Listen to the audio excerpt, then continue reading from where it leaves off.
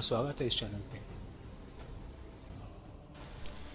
The art of war यानी युद्ध की कला, ये एक चाइनीज़ किताब है जो कि सन त्सू ने लिखी है। ये एक युद्ध नीति की किताब है, लेकिन आजकल इसका इस्तेमाल कई क्षेत्रों में होने लगा है। तो चलिए देखते हैं the art of war of Sun Tzu. नहीं, सन त्सू की युद्ध कला दुनिया की सबसे पुरानी लश्करी नीति की किताब, जो कि बहुत ही छोटे छोटे अध्यायों में मिलकर बनी है। तो हम आज इसका पहला अध्याय देखने वाले हैं, जो कि है योजना बनाना। सन त्सू कहते हैं कि हर राज्य के लिए युद्ध कला बहुत ही आवश्यक है। ये जिंदगी और मौत का सवाल है, एक ऐसा रास्ता जो आपकी हिफाजत करता है और आपके दुश्मन को किस तरह ख़त्म किया जा सकता है इसकी नसीहत भी देता है। इसीलिए इस विषय को हम टाल नहीं सकते। युद्ध कला यह 5 अटल घटकों से संचालित की जाती है। 1. नैतिक बद्धता, दूसरा स्वर्ग, तीसरी धरती या जमीन, चौथा सेनापति, 5वां अनुशासन और तरीका।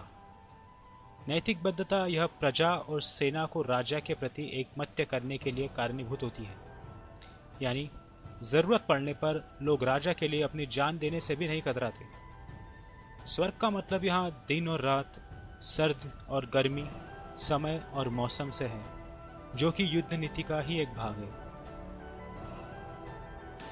धरती और जमीन। जमीन का मतलब यहाँ पर दूरी और फासला, छोटा या बड़ा, खतरा या बचाव, खुला मैदान या फिर संकीर्ण घाटियां और जिंदगी और मौत की संभावना से।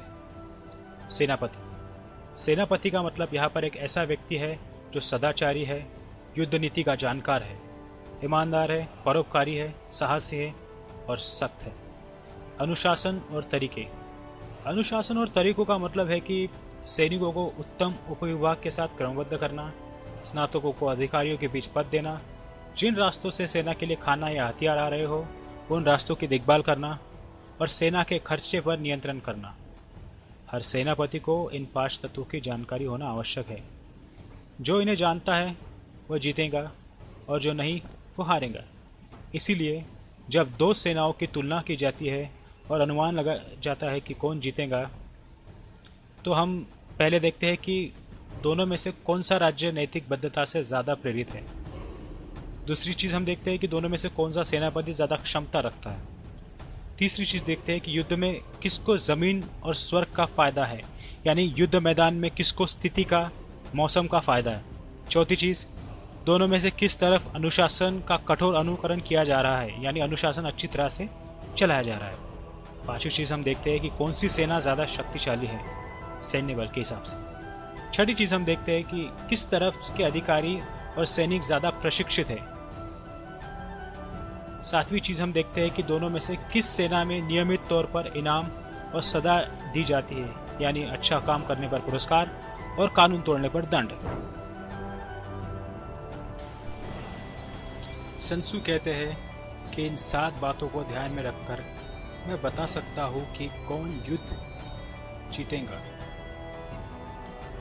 जिसको मेरी सलाह से लाभ हो रहा है वो अपनी सूझबूझ से परिस्थितियों और सामान्य नियमों से परे होकर खुद की मदद कर सकता है। हर किसी को परिस्थितियों के अनुकूल अपनी योजनाओं में बदलाव करना आवश्यक है। सारी युद्ध मुहिम छल और कपट पर आधारित है। इसीलिए जब आप हमला करने में सक्षम हो तो असक्षम दिखिए। सेना का इस्तेमाल करते समय शुरुआत में ढीलापन और आलसीपन दिखाना आवश्यक है, जिससे शत्रु हमें कमजोर समझ के कोई भूल कर सके। जब हम दुश्मन के नजदीक हैं तो हमें दुश्मन को यकीन दिलाना पड़ता है कि हम उससे दूर हैं, और जब हम उससे दूर हैं तो हमें उसे विश्वास दिलाना पड़ता है कि हम उसके करीब हैं। शत्रु को लालच के जाल में फंसाइए। अपने राज्य में अव्यवस्था का नाटक कीजिए, जिसे वह आक्रमण की एक संधि समझ ले और आप पर हमला कर दे। तब पूरी तैयारी के साथ उसे कुचल दीजिए। अगर शत्रु हर स्तर पर सुरक्षित है तो उसके लिए तैयार रहिए। अगर वो आपसे ज़्यादा ताकतवर है तो उसे टालिए। अगर आपका शत्रु गुस्सैल स्वभाव का है तो उसे चिढ़ाइए, क्योंकि गुस्सा अक्सर गलती करवाता है। अपने आप को कमज़ोर दिखाइए जिससे उसमें घमंड पैदा हो और वो कोई भूल कर दे।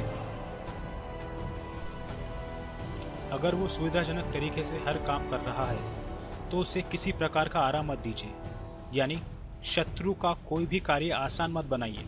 अगर उसकी सेना एकत्रित है तो उसे अलग कीजिए। जहां शत्रु तैयार नहीं है उसी जगह हमला कीजिए। जिस जगह आपके आने की अपेक्षा न हो वही प्रकट हो जाइए।